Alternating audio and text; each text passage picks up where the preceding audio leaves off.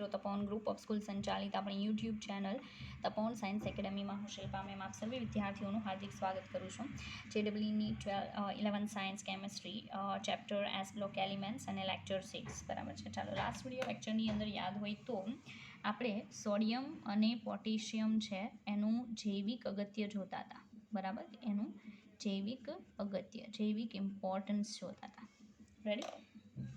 ચાલો, હવે જૈવિક અગત્યની અંદર નોર્મલી આપણે શું કરવાના છીએ, તો મેં તમને ઘણી બધી વસ્તુ એક્સપ્લેન કરેલી હતી.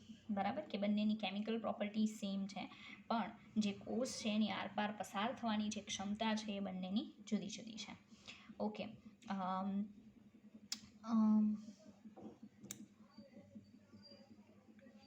ઓકે, બીજા નંબરનું કે સેલ જે છે, કોષ, એ તો તમને બધાને ખબર હશે, કારણ કે 10મા ધોરણની અંદર કોષ તમે ભણી ગયા હશો.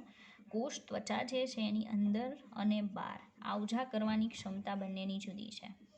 આવજા કરવાની ક્ષમતા સોડિયમ અને પોટેશિયમની જુદી જુદી છે. બરાબર, ડિફરન્ટ છે, જુદી જુદી ક્ષમતા છે બંનેની. સેકન્ડ, આ એક વસ્તુ તો અલગ અલગ છે, પણ બીજા નંબરનું બોડીની અંદર બહુ બધા શું હોય છે, એન્ઝાઇમ કામ કરતા હોય છે. એન્ઝાઇમ એટલે ઉત્સેચકો થાય. શું કામ કરતા હોય? ઉત્સેચકો. ઉત્સેચકો શું કરે? તે જૈવ રાસાયણિક પ્રક્રિયાને શક્ય બનાવે, એને ઉત્સેચકો કહેવાય.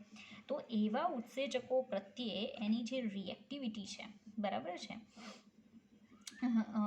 તો એવું કહી શકાય, differ quantitatively in their ability to penetrate cell membrane, transport mechanism. એટલે એની જે મિકેનિઝમ જે છે એને શું કહેવાય કે પ્રક્રિયા કરવાની રીત એ પણ જુદી જુદી છે. બરાબર છે. અને in their efficiency to active enzyme. બરાબર, એટલે કે ઉત્સેચકો સાથે પ્રક્રિયા કરવાની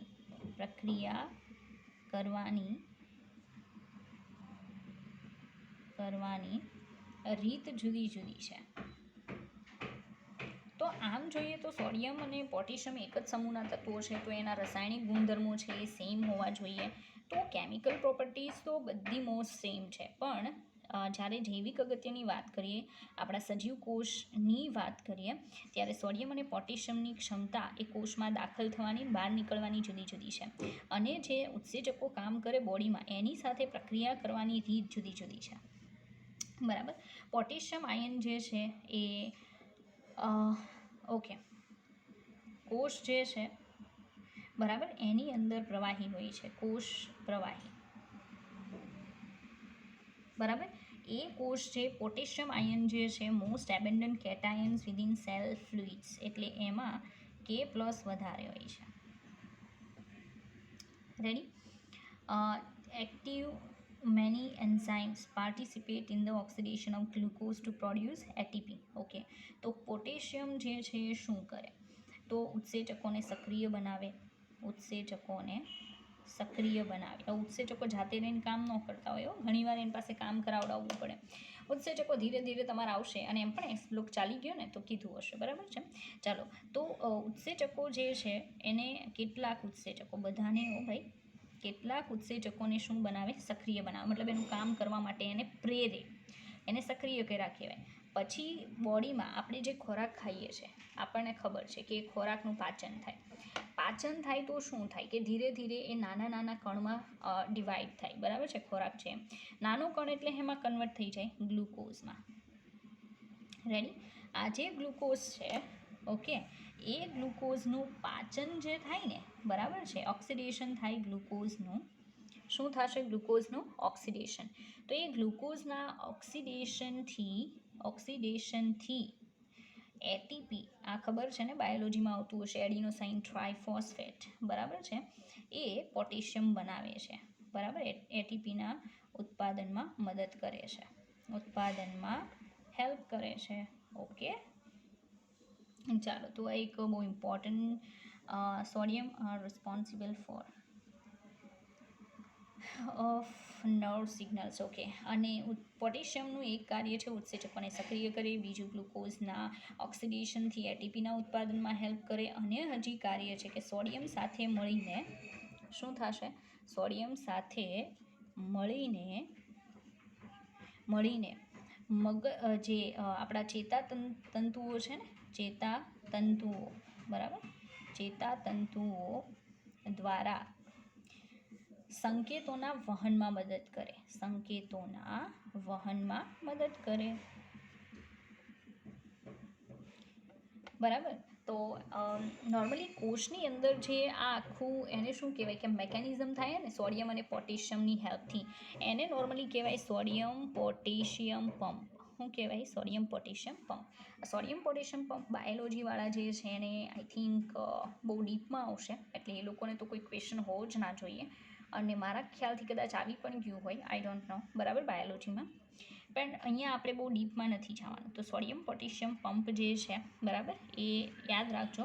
એ કોષની અંદર અને બહાર જે પ્રોસેસીસ થાય સોડિયમ અને પોટેશિયમની હેલ્પથી, ઓકે, એને સોડિયમ પોટેશિયમ પંપ કહેવાય. તો પોટેશિયમના 3-4 વર્ગ છે, સોડિયમ સાથે મળીને આપણા મગજ સુધી જે ચેતાતંતુઓ છે એના દ્વારા જે સિગ્નલનું વહન થાય ને, એમાં પોટેશિયમ હેલ્પ કરે. ઓકે, ચાલો આગળ જોઈએ.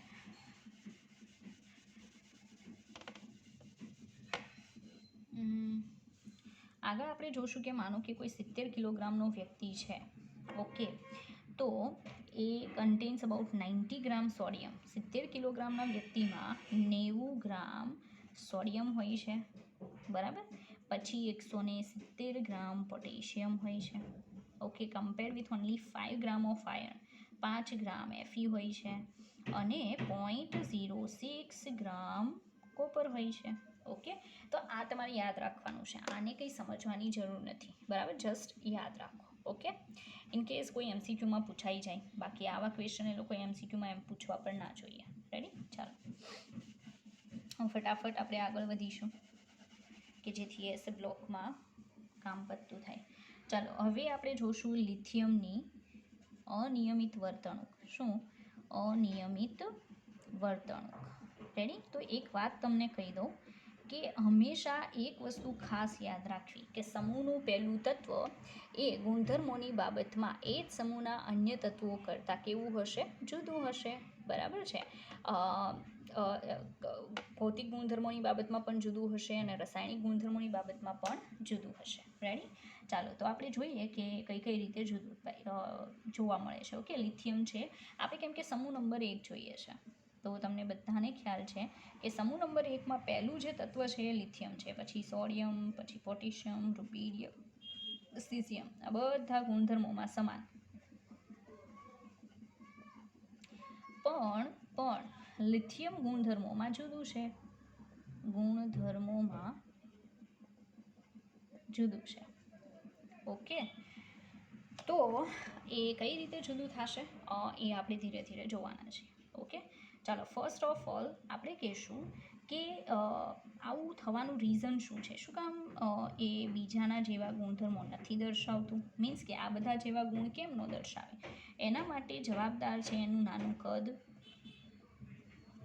બહુ નાની સાઇઝ હોય ને, સમૂહમાં નીચે જાય એમ કદ વધે, પણ આનું કદ બધાથી નાનું, બહુ નાનું છે, બરાબર. આયનનું અને પરમાણુ બંને કદ ઘણું નાનું છે, આયન અને પરમાણુ.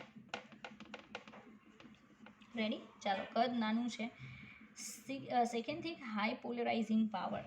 ધ્રુવીભવન કરવાની ક્ષમતા ઊંચી છે. ધ્રુવીભવન ખબર છે ને કે આયનીય સંયોજનમાં ઋણાયનના ઇલેક્ટ્રોનીય વિદ્યુત વાદળને અંડાકાર કરી નાખે, ખબર ને, મેં શીખવાડ્યું છે. તો એ ધન આયનની જે ધ્રુવીભવન એને વિકૃત કરવાની જે ક્ષમતા હોય ને એ લિથિયમની બધા કરતાં વધારે છે સમૂહમાં, તો ધ્રુવીભવનની ક્ષમતા વધારે છે. સેકન્ડ થિંગ કહી શકો, વિદ્યુત ઋણતા મેક્સ છે. આખા ગ્રુપમાં સૌથી વધારે વિદ્યુત ઋણ લિથિયમ છે, બરાબર છે. ઓકે, ચાલો, અને એના કારણે લિથિયમ જે કમ્પાઉન્ડ બનાવે છે, બરાબર છે, એ નોર્મલી ઓર્ગેનિક સોલ્વન્ટમાં વધારે ડિઝોલ્વ થાય છે, અને એની કેરેક્ટરિસ્ટિક જુદી છે લિથિયમની. હવે કયા ગુણધર્મોમાં જુદું છે? તો ફર્સ્ટ, પહેલા નંબરનું છે સખત છે. સખત ધાતુ છે. સખત એટલે બહુ સખત ના હોઈ શકે, પણ એ સમૂહના અન્ય તત્વો જે છે, અન્ય મેટલ્સ, એની કમ્પેરિઝનમાં થોડીક સખત મેટલ છે. ઓકે, સેકન્ડ થિંગ કે melting point and boiling point high હોય છે, ઊંચા છે. રેડી? ચાલો, પછી કહી શકાય કે ઓછી સક્રિય છે, મતલબ બીજા સાથે આ જે સોડિયમ પોટેશિયમ બરાબર છે અને રૂબિડિયમ સિઝિયમ જેટલી ઝડપથી પ્રોસેસ કરે એટલી લિથિયમ એટલી ઝડપથી નહીં આપી શકે પ્રોસેસ, બરાબર છે, ઓછી સક્રિય છે. ચાલો બીજી કઈ બાબતમાં જુદું પડે છે, તો પ્રબળ રિડ્યુસિંગ એજન્ટ છે, પ્રબળ રિડક્શન કરતા છે. આખા સમૂહમાં એના જેટલો રિડક્શન કરતાનો ગુણ કોઈ બતાવતું નથી, બરાબર. ચાલો પછી લિથિયમ જે છે એ હવા સાથે, હવામાંના ઓક્સિજન સાથે O2 સાથે શું બનાવશે? Li2O બનાવે, લિથિયમ ઓક્સાઇડ. બાકીના બધા પેરોક્સાઇડને સુપર ઓક્સાઇડ બનાવે, આ ખાલી ઓક્સાઇડ બનાવે, બરાબર. પછી નાઇટ્રોજન સાથે શું બનાવે?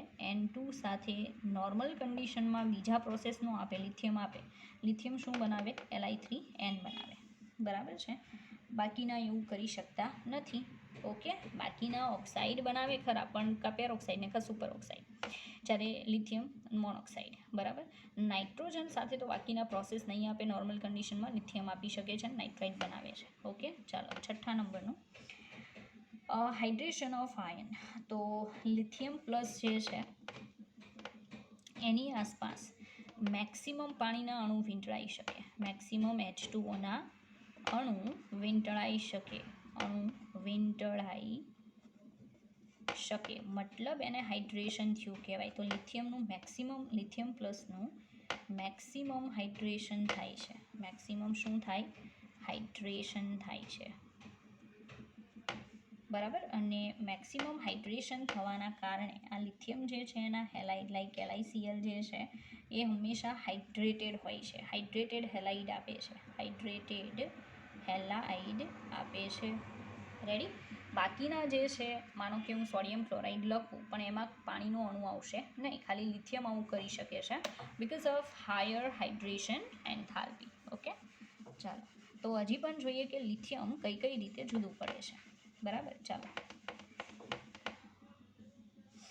તો લિથિયમ જે છે એમાં 7મું તો હાઇડ્રોજન કાર્બોનેટ. હવે આપણને ખ્યાલ છે કે લિથિયમ જે છે, બરાબર છે, not obtain in the solid form, બરાબર. લિથિયમનો જે કાર્બોનેટ છે, હાઇડ્રોજન કાર્બોનેટ LiHCO3 ઘન સ્વરૂપે બનતો નથી, ઘન સ્વરૂપે ન મળે.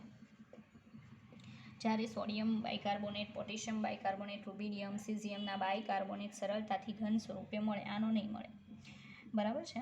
ચાલો તો એ એક જુદાપણું છે.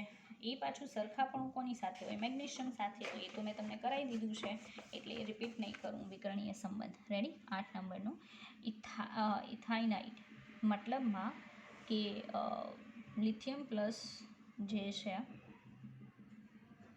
ઇથાઇનાઇડ, 1 minute, favoured for lithium plus not for others. Okay, ચાલો એ રહેવા દો.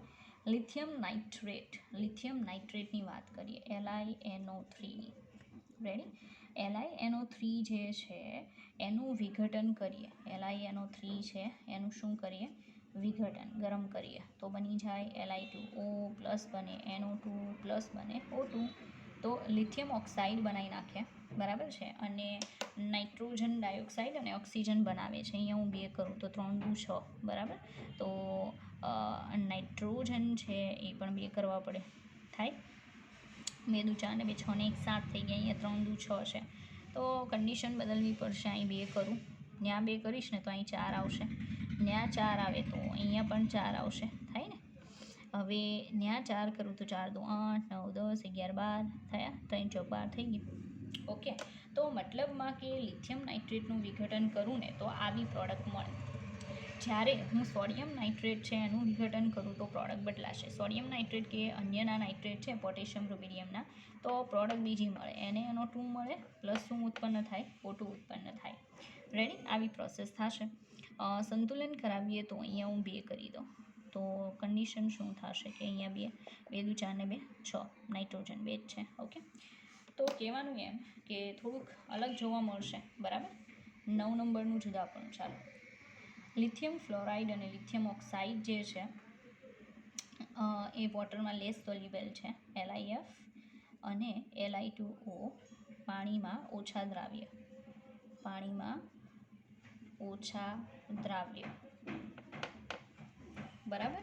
બીજું, solubility in water is less than the corresponding compounds of, okay, પાણીમાં ઓછા દ્રાવ્ય છે. જ્યારે NaF લઈ લો, KF લઈ લો, એ બધા લઈશ ને તો પાણીમાં દ્રાવ્યતા એની વધારે હશે. ચાલો, ત્યાર પછી કાર્બાઇડ, તો લિથિયમ જે છે એ સીધું કાર્બન સાથે એનાઇનિક કાર્બાઇડ બનાવે છે, લિથિયમ કાર્બાઇડ. બરાબર છે. તો લિથિયમ કાર્બાઇડ જે છે Li2C2, આઈ થિંક, બરાબર, એ પોસિબલ બને છે. મતલબ લિથિયમ પ્લસ કાર્બન તો સીધું બની જશે Li2C2, બરાબર. પણ બાકીના જે છે ને સોડિયમ, પોટેશિયમ, રૂબિડિયમ, એ સીધા કાર્બન સાથે જોડાઈ શકતા નથી અને વાયા જોડાવવું પડે. અને એ મેં ઉદાહરણ આપી દીધું છે, તો આગળ જોઈ લેવું. બરાબર. આ તો મેં પાછું લખ્યું, અહીંયા બી આવશે, અહીંયા બી આવશે. ચાલો, 11 નંબરનું જુદાપણું એ આવશે હાઇડ્રોક્સાઇડ. તો લિથિયમ જે છે એ hydroxide all form oxides and gentle heating. Okay, lithium hydroxide is less basic. LiOH all forms the oxide and gentle heating. Okay, ચાલો, લિથિયમ હાઇડ્રોક્સાઇડ જે છે LiOH, એની બેઝિકતા ઓછી હોય છે. બેઝિકતા કેવી હોય છે? ઓછી હોય છે, ઓછા બેઝિક છે. રેડી. ચાલો, કાર્બોનેટ. તો લિથિયમ Li2CO3 જે છે એ ઓછું સ્થાયી છે. મતલબ એનું વિઘટન કરું તો Li2O વત્તા CO2 બનશે, પણ Na2CO3નું કરું તો નહીં થાય. રેડી. ચાલો, પછી વાત કરીએ નાઇટ્રાઇટની. બરાબર છે. તો નાઇટ્રાઇટ જે છે LiNO2, એ પણ ઓછા સ્થાયી છે. સોડિયમ નાઇટ્રાઇટની એ બધા બહુ સ્થાયી છે, પણ લિથિયમ નાઇટ્રાઇટ, હવે NO2 છે એ વધુ સ્થાયી છે, પણ લિથિયમનો નાઇટ્રાઇટ કેવો સ્થાયી છે? એકદમ ઓછો. રેડી. ચાલો, 14 નંબરનું જુદાપણું છે બાયકાર્બોનેટ, એટલે LiHCO3. બાયકાર્બોનેટ જે છે તો ફોર્મ્સ બાયકાર્બોનેટ ઇન સોલ્યુશન. ફક્ત ક્યાં બને? દ્રાવણમાં જ બને, ઘન સ્વરૂપે પોસિબલ નથી. બરાબર, દ્રાવણમાં બને. ઓકે. કોમ્પ્લેક્સ. પછી બીજું કે does not form a solid bicarbonate. બસ સિમ્પલ, દ્રાવણમાં બને, ઘન સ્વરૂપે શક્ય નથી, ઘન સ્વરૂપે ન મળે. બાકીનાના ઘન સ્વરૂપે મળે, લિથિયમનું મળતું નથી. રેડી. ચાલો, હજી પણ જુદાપણું છે સમૂહના અન્ય તત્વો સાથે, એ જોઈએ. મતલબ આપણે જે કેરેક્ટરિસ્ટિક જોઈ ગયા એમાં મેં ઓલરેડી કરાવી દીધું છે, પણ આ તો પાછું તમને કરાવ્યું કે લિથિયમ કઈ રીતે જુદું પડે છે. બરાબર. ચાલો, હવે 15 નંબરનું જુદાપણું કે complex ion formation. Lithium plus જે છે એ એક જ સંકીર્ણ બનાવી શકે છે. એક જ શું બનાવી શકે? સંકીર્ણ. LiAlH4, યાદ છે ને? લિથિયમ એલ્યુમિનિયમ હાઇડ્રાઇડ, આ એક જ બનાવી શકે, બાકીના નહીં બનાવે. બરાબર. 16મું જુદાપણું આવશે રિએક્શન વિથ અમોનિયા. અમોનિયા સાથે પ્રક્રિયા. તો લિથિયમ જે છે એ લિથિયમને આપણે એમોનિયા સાથે પ્રોસેસ કરાવીએ, લિથિયમ વત્તા NH3, એને હીટ કરવામાં આવે. બરાબર. તો હીટ કરો તો બની જશે Li2NH.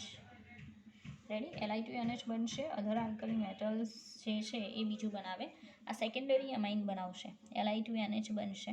રેડી. અને પ્લસ H2 ગેસ પ્રોડ્યુસ થાય, તો અહીંયા 2 લિથિયમ આવશે. રેડી. આની જગ્યાએ હું સોડિયમની પ્રોસેસ કરાવું ને તો પ્રોસેસ બી ડિફરન્ટ થાય. કઈ રીતે?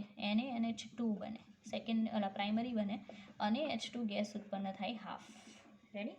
આવી કન્ડિશન થાય, પણ આમાં થોડીક જુદી કન્ડિશન છે. રેડી. આ સેકન્ડરી છે, આ પ્રાઇમરી છે. ઓકે.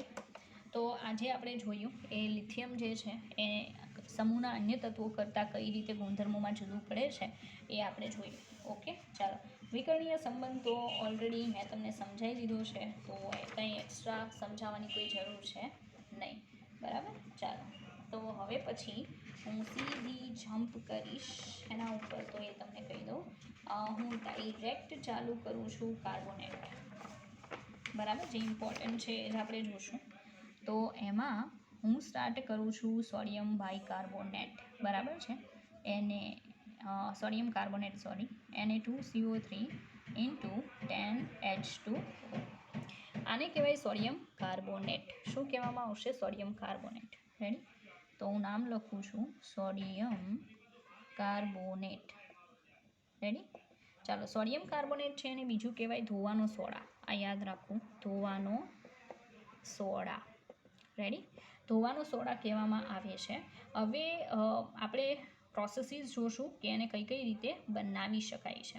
તો sodium carbonate, washing soda, Na2CO3 into TaNH2. Name and brief about the process. ચાલો, ઓકે. તો આપણે અત્યારે જે પ્રોસેસ જોશું ને, બરાબર છે, એ પ્રોસેસ તમને કહી દઉં. ફર્સ્ટ પ્રોસેસ આપણે જોશું સોલ્વે પદ્ધતિ, સોલ્વેની એમોનિયા સોડા પદ્ધતિ, જેને સોલ્વે પદ્ધતિ પણ કહી શકો છો. આ આઈએમપી છે, સોલ્વે પ્રોસેસ યાદ રાખવી. બરાબર? ચાલો, સોલ્વે પ્રોસેસમાં પહેલા સ્ટેપમાં શું થાય? તો સ્ટેપ ફર્સ્ટ, ઓકે, ફર્સ્ટ સ્ટેપની અંદર ઓકે, એમોનિયા જે છે, બરાબર છે, એ એમોનિયાની આપણે કોની સાથે saturation of brine with ammonia in CO2, મતલબ અમોનિયા અને CO2થી પાણી જે છે એનું આપણે શું કરાવવાનું, સંતૃપ્તિકરણ કરાવવાનું. બરાબર? તો ફર્સ્ટ સ્ટેપમાં પ્રોસેસ થશે અમોનિયા ગેસ. રેડી? એની પ્રોસેસ કરાવવાની કોની સાથે? CO2 ગેસ વત્તા કોણ લેવાનું? પાણી. બરાબર? આની સાથે પ્રોસેસ કરાવો એટલે બની જશે ammonium carbonate, NH4 twice CO3. Ready? તો NH4 twice CO3 અહીંયા બને છે એમોનિયમ કાર્બોનેટ. સંતુલન કરાવીએ તો અહીંયા 2 આવશે. રેડી? કાર્બન તો એક જ છે, હાઇડ્રોજન 2, 3 દુ 6, 6 ને 2 8, 4 દુ 8, ઓક્સિજન 3, તો 2 ને 1 3, ચાલો સંતુલિત છે. તો ફર્સ્ટ સ્ટેપની અંદર આ જે બને છે એનું નામ છે એમોનિયમ કાર્બોનેટ. શું બને? Ammonium carbonate. રેડી? તો ફર્સ્ટ સ્ટેપમાં એમોનિયમ કાર્બોનેટ બને છે. હવે એ એમોનિયમ કાર્બોનેટ જે બને છે, બરાબર છે, એમોનિએટેડ બ્રાઇન પણ કહી શકો. એ બ્રાઇનને કેલ્શિયમ એન્ડ મેગ્નેશિયમ ઇમ્પ્યુરિટીઝ જે છે ઇન્સોલ્યુબલ કાર્બોનેટ. ઓકે, સાંભળજો. હવે આ એમોનિયમ કાર્બોનેટની પ્રક્રિયા કોની સાથે થશે? CaCl2 એમોનિયમ કાર્બોનેટ સાથે પ્રોસેસ કરશે. NH4 twice CO3 એની સાથે પ્રોસેસ કરીને બનાવે CaCO3 સોલિડ પ્લસ બનાવશે 2 મોલ NH4Cl. રેડી? હવે આ સ્ટેપ એટલા માટે થાય છે કારણ કે અંદર કેલ્શિયમની અશુદ્ધિ છે અને બીજી કોની અશુદ્ધિ છે? મેગ્નેશિયમની, ક્લોરાઇડની અશુદ્ધિ છે.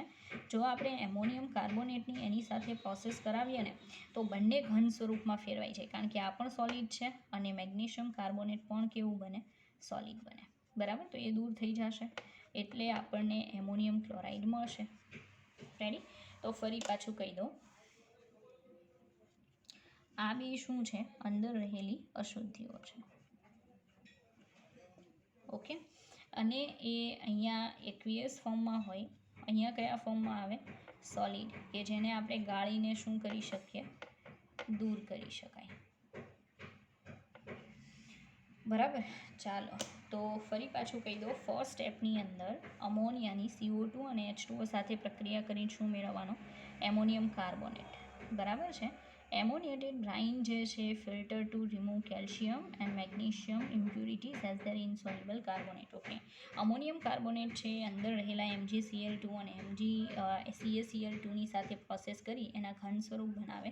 ગાળી લેશો એટલે ગાળણમાં આ બે જે છે એ દૂર થશે અને તમારી પાસે એમોનિયમ ક્લોરાઇડ જે છે એ આવશે. બરાબર છે? અને એમોનિયમ કાર્બોનેટ. રેડી? ચાલો, તો આ ફર્સ્ટ સ્ટેપ છે સોલ્વેની એમોનિયા સોડા પ્રોસેસનું. હવે સ્ટેપ નંબર 2 જોશું. રેડી? ચાલો, સ્ટેપ 2. સ્ટેપ 2ની અંદર કાર્બોનેશન ટાવરમાં કરાવવાનું ફોર્મેશન ઓફ ઇનસોલ્યુબલ NaHCO3. હવે NaHCO3 કઈ રીતે બને? તો સાંભળજો. આપણો અમોનિયા, CO2 ગેસ અને પાણી જે છે, બરાબર છે, એ શું બનાવે? NH4HCO3 અમોનિયમ બાયકાર્બોનેટ બનાવે. ઉપર અમોનિયમ કાર્બોનેટ એટલે બન્યો હતો કે ઓલી અશુદ્ધિઓને દૂર કરવી હતી. બરાબર છે? હવે બીજો સાથે શું બનતું હશે? Ammonium bicarbonate. આ જે એમોનિયમ બાયકાર્બોનેટ છે બરાબર. એની પ્રક્રિયા કોની સાથે કરાવવાની? NaCl સાથે. NaCl સાથે 30 ડિગ્રી સેન્ટીગ્રેડે પ્રોસેસ કરાવો એટલે બની જાય NaHCO3 સોડિયમ બાયકાર્બોનેટ વત્તા બને NH4Cl. તો NH4Cl ઉપર જે બન્યો તો એ અત્યારે જે બને છે એ બધો વોટરમાં સોલ્યુબલ છે, બરાબર. અને NaHCO3 જે બને છે એ કેવો બને? સોલિડ. તો હવે આ જે આખું સોલ્યુશન છે ને એમાં ઉપરનું NH4Cl આવડું આ NaHCO3, બરાબર, એને આપણે ગાળણ કરવાનું. ગાળણ કરો એટલે દ્રાવણ જે હોય એ દ્રાવણમાં કોણ રહી જાય? NH4Cl aqueous. અને તમને ઘન સ્વરૂપે શું મળી જાય? ઘન સ્વરૂપે શું મળે?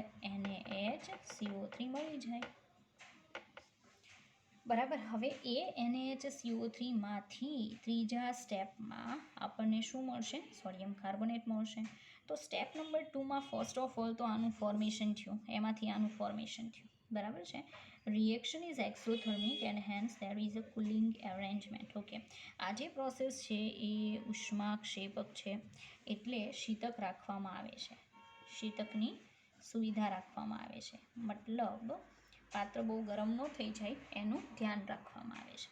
બીજું, NaCO3 is insoluble in cold brine solution because of the common ion effect. Okay, અહીંયા તમે જોઈ શકો NaCO3 બને છે એ ઇનસોલ્યુબલ છે, કારણ કે અહીંયા ઓલરેડી પહેલેથી HCO3- હાજર છે, બરાબર. તો આનું પ્રમાણ વધી જશે ને એટલે ઇનસોલ્યુબલ રહેશે. It is separated by filtration and the filter is used for removing NH3 and CO2. Okay, ચાલો, મતલબમાં ગાળણથી આપણે આને અલગ મેળવી શકીએ છીએ, બરાબર. સ્ટેપ નંબર 3 કરીએ.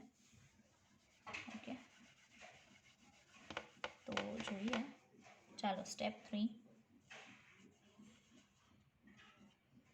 સ્ટેપ નંબર 3માં આપણે calcination two gate sodium carbonate, calcination કરવાનું.